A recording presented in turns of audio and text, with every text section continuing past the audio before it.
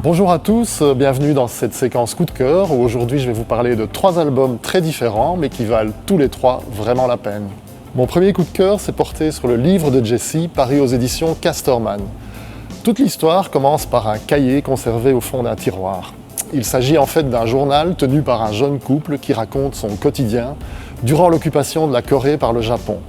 Entre 1939 et 1945, ce jeune couple va d'ailleurs devoir fuir vers la Chine. Dans ce cahier sont consignées une multitude d'impressions prises sur le vif, mais aussi des réflexions sur la vie et la marche du monde. Le cahier s'intitule Le journal de Jesse en hommage à leur petite fille qui va naître à ce moment et que ce jeune couple va devoir élever durant ces années d'errance et de violence. C'est le dessinateur coréen Park Kun-woong, qui était l'auteur de l'album Fleurs, déjà paru chez Casterman, qui s'est emparé de ces histoires pour l'adapter en BD. Alors par son essence même, ce roman graphique aborde évidemment de nombreux thèmes intemporels, celui de gens ordinaires qui choisissent l'exil dans l'espoir de donner une vie meilleure à leur descendance, mais aussi celui de la résistance par rapport à l'envahisseur et de la vie à préserver à tout prix dans le chaos du feu et des bombes. Il pose aussi finalement cette question cruciale, sans foyer stable et solide, que peuvent transmettre des parents réfugiés à leur progéniture en essayant de ne rien voler de leur enfance. Le dessin est d'une simplicité superbement efficace, sans concession, parfois proche de pictogrammes ou du graphisme d'un Keith Haring. Traité en noir et blanc, il joue les contrastes à la manière expressionniste, en adéquation parfaite avec le propos, qui mêle contexte historique et trajectoire intime. Mon deuxième choix nous ramène vers la bande dessinée classique européenne, puisque je vais vous parler de l'intégrale Choc, qui sort aux éditions Dupuis. Avec Ulrich, Axel Borg, Lady X, Monsieur Choc est évidemment sans conteste l'un des méchants les plus iconiques de la BD franco-belge.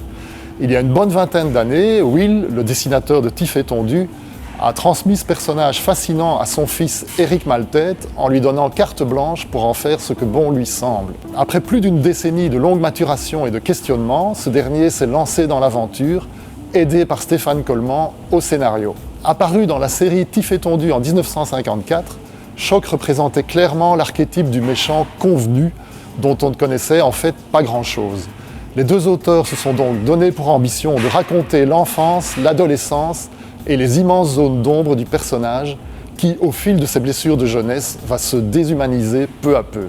Une vraie bonne idée, je trouve, qui se fond à merveille dans une des tendances actuelles de la BD. On y explore sans complexe la face cachée des héros et de leurs ennemis et on y met à mal le bon vieux manichéisme des années 50. Via de nombreux flashbacks, le triptyque Choc nous emmène donc dans le dédale de 5 décennies majeures de la grande histoire du XXe siècle, mais il pénètre aussi les failles d'un personnage, enfant de la Première Guerre mondiale, dont la façade humaine se lézarde petit à petit pour l'amener jusqu'au statut d'un chef de gang ultra-violent. Maltête et Coleman ont été nourris au biberon de la grande école belge de la BD, et ça se sent. Ils nous emballent ce récit dans un graphisme stylé et virtuose, et un scénario complexe mais ultra fluide.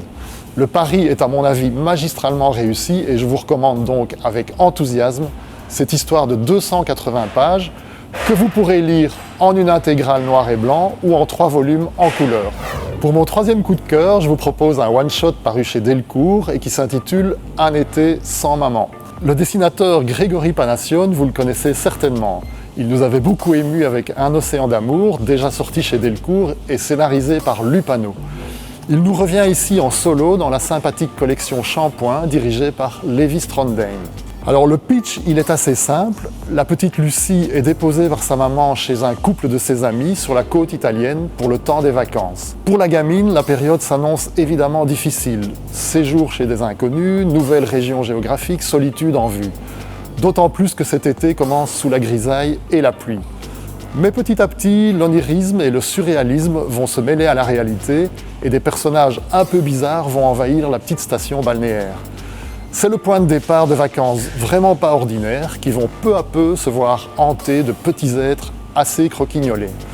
De plus, en face de la petite villa où réside Lucie, une île pleine de mystères exerce sur elle une fascinante curiosité. L'album est rempli d'humanité et de délicatesse. Il parle entre autres de la confrontation entre le monde des adultes et celui de l'enfance, et sa dramaturgie va crescendo au fil du récit, raison pour laquelle je ne vous en dis pas plus. Le tout est magnifiquement servi par le trait fin et expressif du dessinateur, rehaussé par des trames grisées qui font merveille tout au long des 270 pages de l'album. C'est donc un livre paru chez Delcourt qui est tout public, quasiment sans parole, où on ne s'ennuie pas une seconde, à conseiller donc aux adultes mais aussi aux plus jeunes à partir de 8 ans. Voilà, je vous souhaite une bonne lecture et je vous dis à la prochaine.